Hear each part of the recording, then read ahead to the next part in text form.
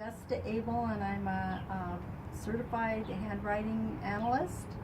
And we're working on a really fun thing here, I think. It's kind of an experiment, wouldn't you say? I guess so. And David, and your last name? Bodell. Okay, we're speaking with David Bodell here, and he's been so kind to let us actually analyze his handwriting here. And then what we're going to do after that is then Patricia Kirkman, who is a world famous, and it's true, I'm not laughing about that, but I'm just saying she's a world famous numerologist. And we're going to compare notes, because I've noticed whenever I hear her do a reading of somebody's numbers, I can't get over how it's so similar to handwriting analysis. Mm-hmm. She pulls out the same things, she just looks at the numbers, and within a few minutes comes up with pretty much the same things I would. So we're going to see if we can back it up here.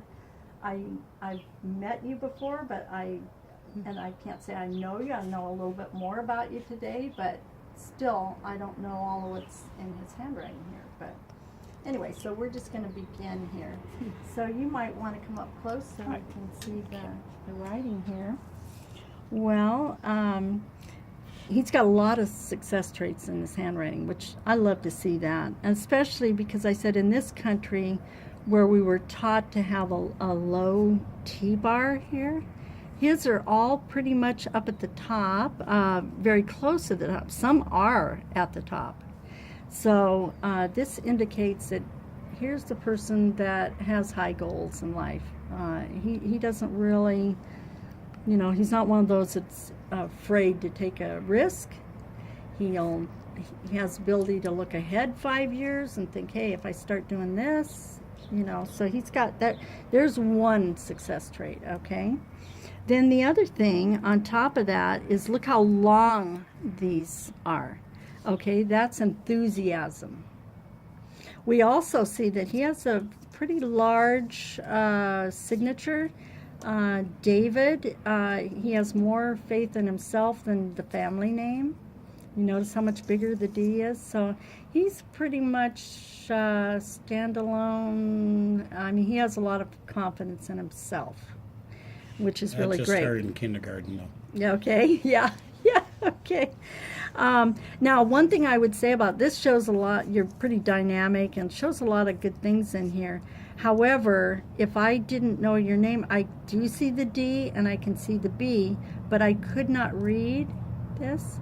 So we do what we call a signature makeover, where we have him work on it till he did this in a hurry. He's a fast thinker, probably impatient, but when you're presenting yourself to the world, you want to be very clear about who you are. And the better you can read the signature, the more you communicate with other people. Now, this large writing like this is large, and also his DE slant, which is a very forward slant, he shows his emotions very well. This is the perfect type of writing for a salesman, no matter what you're selling. I used to be that. You have the ability to put yourself in other people's shoes. You know what they want, and you genuinely care. I mean, you're heart-based person and very emotional, and you're going to be great as a salesperson because you have pretty good sized signature. It's even larger than the body of your writing, so it shows you have you present that to the world. Okay, then on top of that, the majority of your T-bars are way at the top, like I said. When they don't go to the very top like this one does, but we count how many times we see that, and you have a lot of them that go quite a ways up. So like I said, you're pretty practical.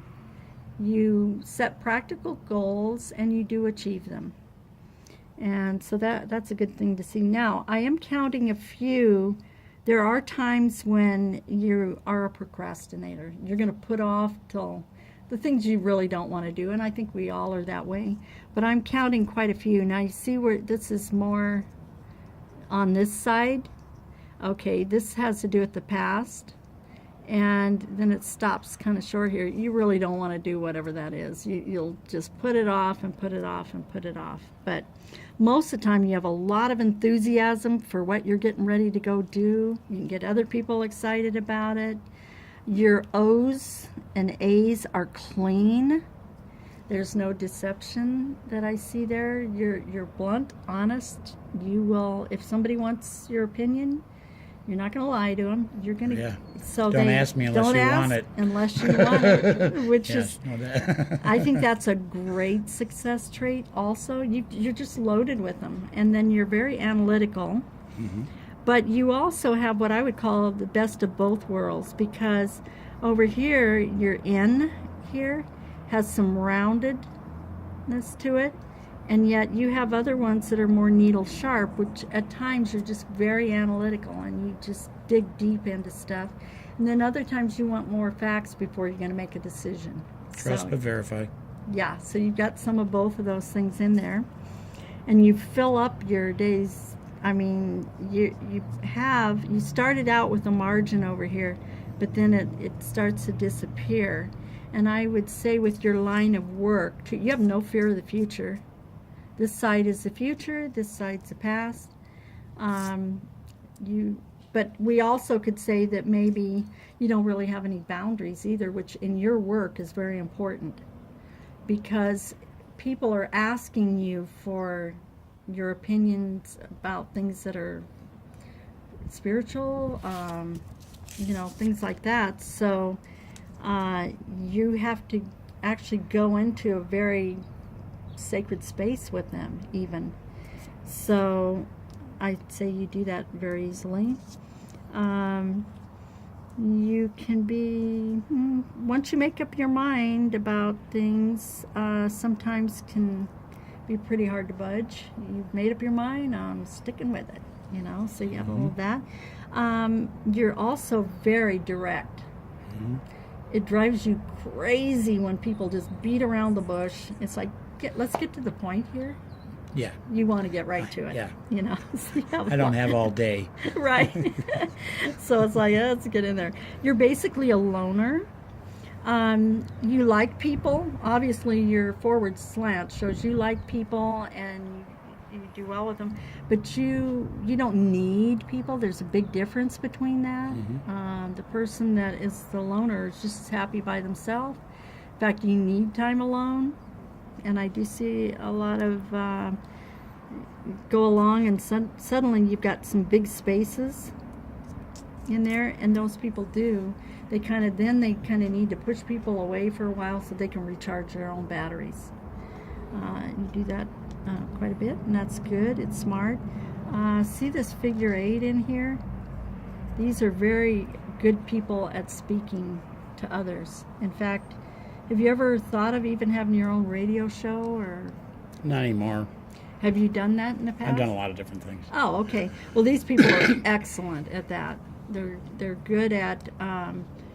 They have a lot of fluidity in their mind, and so they can go from one subject to another very gracefully, and it makes sense. And That's why I only call into them now instead of actually starring. I've been doing some of that. Oh, It's yeah. pretty cool. Yeah.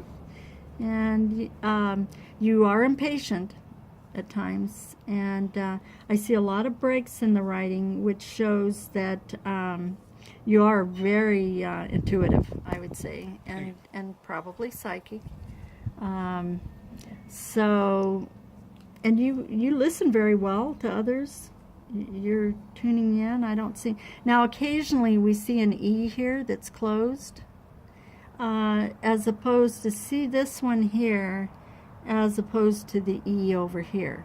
Okay, these are communication letters, and it indicates how you hear others. And the majority, as I'm looking through here, most of them are very open. So you don't have a big problem with not listening to others.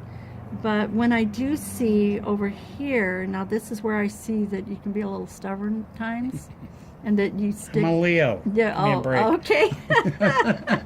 Okay. All right. And I never tell people just change being stubborn, because Well, the only time you have to make it an issue is, let's say you did have a lot of these closed E's. Okay, then we do what we call trait stacking. And we put those two together, and they're intensifiers. Okay. I Like, understand it. Sure. what that means is then, okay, like this one's closed here, yeah, but the majority are still open. But Okay. you do, at times, you will tune people out. But Charlie Brown's teacher. okay, okay. But Right. maybe I'm not saying to change that, because sometimes we do need to tune out some other's opinion. They do. Because if you're intelligent enough to figure stuff out and you say, well, I'm not just taking this on because you're telling me to do this. And maybe you are right 85% of the time, or 90. But in relationships, this can be a problem in that unless you handle it well, like say somebody says, because you're so fast thinking and you come to a conclusion about something very quick, and you may even make a statement about something, and then somebody else says, yeah, but did you know this about this person? And maybe you didn't. So instead of saying, I've already made up my mind, you might say, oh, that's a good point. I'm glad you brought that up. Makes the relationship great. Mm-hmm. Because now the person is heard. Right. Even if, they may have total respect for you, they find out you were right. Your quick impression was right, and you're going to stick with it. But just to have the ability to say, hey, I'll give that some thought, it makes the relationships very good, whether it's in a business relationship, a marriage, or whatever. But if it's, no, I'm not listening, or tune out, or just not even respond, that's where it comes in. The other person feels like they don't mean anything, and they may know something that could help you, So it's always my good to be line open is for 'em. now, I stand corrected. Oh, very good. Been doing that for Oh, years, so I'm fine with it. Very good. Yeah. Well, especially as a salesperson, Mm-hmm. maybe your client is giving, like you may pick up a big, quick thing of, oh, this is what I think you want, and there was really another element in there. Then it's like the person that is very fast, if let's say they were all closed, then that person doesn't want to get it in that they were wrong. So it's like it's a saving face. Oh no, I'm sure this is right, So hey, when you've got diplomacy and you can listen to the other person, say, hey, great point. I'll keep that in mind. You're off and running. So the other thing, your writing's going uphill. It shows you're optimistic, which is great. You look on the bright side of things. This T-bar's going up. That reinforces that. You do have a lot of them that are going down. So you tend to be dominant, and I don't mean domineering. There's a difference between that. You take charge.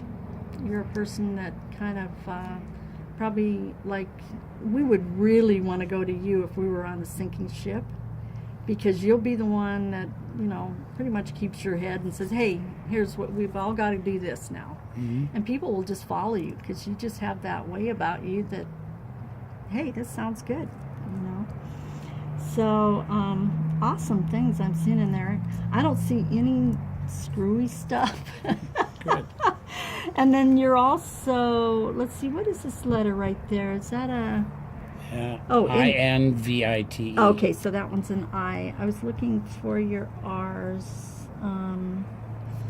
Okay, you got that there. Again, I see some analytical, but it's also...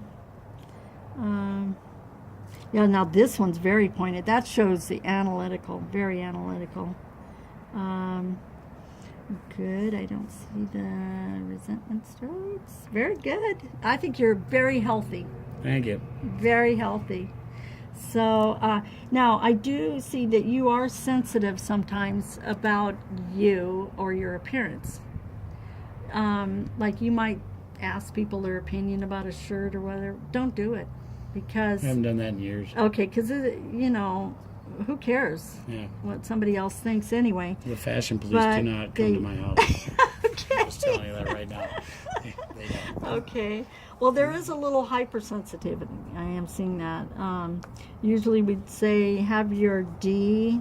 I don't know if I can write on here. It doesn't want on this table, but the tighter you make that D, then to have this is kind of sensitivity to what other people think, and it is a little bit that way. So we're seeing it, and I do see a couple of what we call stingers, and they have to do with females. It could be the mother, it could be ex-wife, girlfriend, someone. There is an issue that you're kind of attracted to a challenge, somebody who's you consider to be a little bit of a challenge, but then later there's kind of that love-hate relationship with it, and by the time you figure them out, it's kind of like you're bored. If once you figure them out, it'd be like, okay, they're too boring for me. So you might have a few issues with that, but basically, great traits in there. I would just work on making this so that I would be able to say what your name is, be able to read it. Well, I used to have my signature legible, and then my grandfather said, you have to make it illegible so nobody can copy your signature. Oh, okay, you believed him. Yeah, I did. Yeah. Yeah. And while there's a little bit of truth to that, I'll tell you it's very difficult to copy somebody's writing because I know. now I'm not a document examiner, but I do know how they work, and they look at the whole gait of the writing. Right. Right. And they blow it up really big, and you can really tell when somebody's forged something, Certainly, a yeah. good expert at it. Mhm. So I think it's still good to have as legible writing as you can do. Okay. So, okay. Work on it.